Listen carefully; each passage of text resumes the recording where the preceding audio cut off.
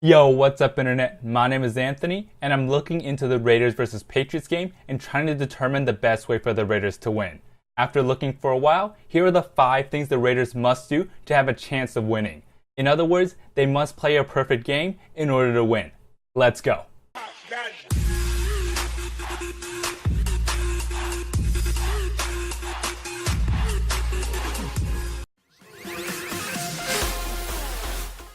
First and foremost, run the ball with Marshawn Lynch. Hopefully, Todd Downing learns his lesson from the Miami game. Run the ball, and run the ball some more.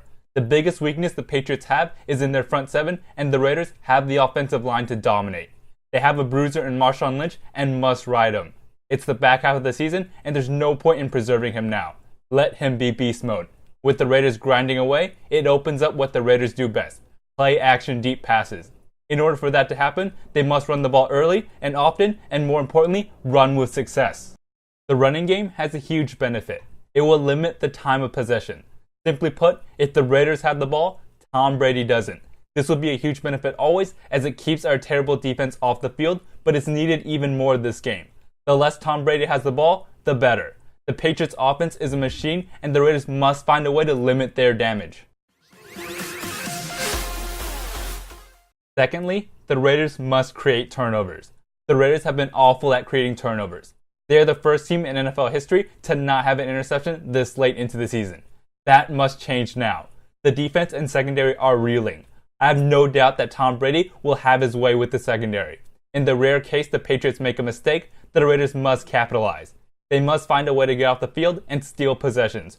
Remember, turnovers get Brady off the field, and he can't hurt you if he's on the sidelines. Khalil Mack and Bruce Irvin must get to the quarterback. The only way to beat Tom Brady historically is to beat him while rushing only 4. Bob Miller and the Broncos and the New York Giants did that in the Super Bowl. If Brady has time, he will tear apart even the best defenses. Imagine what he can do against the Raiders defense. Luckily, the Raiders had that ability to rush with 4 with Mack and Irvin. The Patriots' offensive line has struggled this season, but has gotten better as of late. Mack and Irvin must take down Brady early and often and get him uncomfortable in the pocket. At number 4, the Raiders must score touchdowns rather than field goals.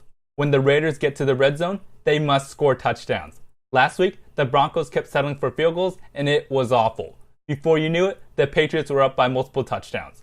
That can't happen. The Patriots are a bend but don't break defense and make sure touchdowns aren't scored. The Raiders' offense, however, isn't the Broncos. They're much more talented and can win the individual matchups. In particular, I'm looking at Jared Cook. He's a big body in the red zone and must win his matchup. The Raiders must put up 7 instead of 3.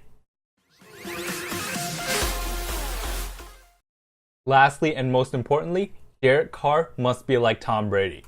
We all know that Carr has the ability to be great. For this game, he must be at his absolute greatest. He must match everything Tom Brady does. For every touchdown drive by Brady, Derek Carr must answer with his own. On third down, he must get the offense to convert. One thing about Brady is, you always know he'll be at his best. Derek Carr must play at a level of greatness that might be even better than last year's. More importantly, he must be clutch like Brady. On key situations, he must get the job done. If everything goes well, it will still take a last-minute clutch drive. Derek Carr must answer that call. He's done it in the past, but this is different. He has a chance to send a message and must seize the opportunity.